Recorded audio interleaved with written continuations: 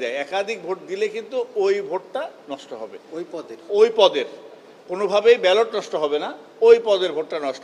400-তে সদস্যের জন্য 5টি আর হলে সদস্যের জন্য 3টা।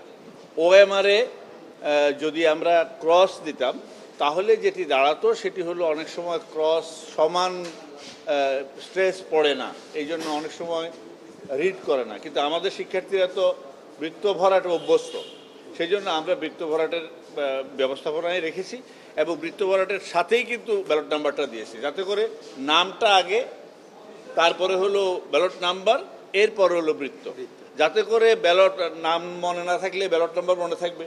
সুতরাং এটি যেন পাশাপাশি থাকে এবং সারা।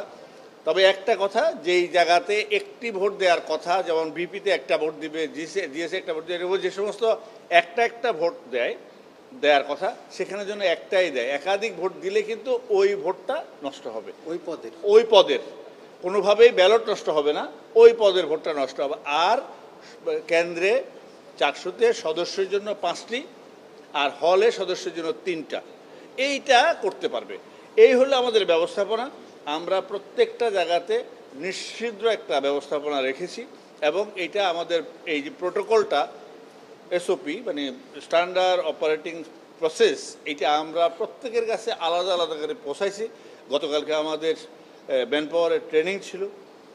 আমরা প্রত্যেকটা জায়গাতে অ্যাড্রেস করতে চেষ্টা করেছি। আমাদের সীমাবদ্ধতার কারণে হয়তো আমরা পারিনি, আরও অনেক ভালো করতে পারারও তো আমাদের প্রচেষ্টা হয়তো ছিল, কিন্তু আমরা অনেক কিছু বিষয় আমরা মনে করছি আমাদের শিক্ষার্থীরা এটা জানে। যেমন এই যে মনে করেন আমরা ডিবেটটা করতে চেয়েছিলাম, কিন্তু আমাদের শিক্ষার্থীরা সময় দিচ্ছে না, কারণ ওদের সময় এত কম যে ওদেরকে যদি আমরা এখানে ডাকি তাহলে ওদের প্রচারের সমস্যা হয়।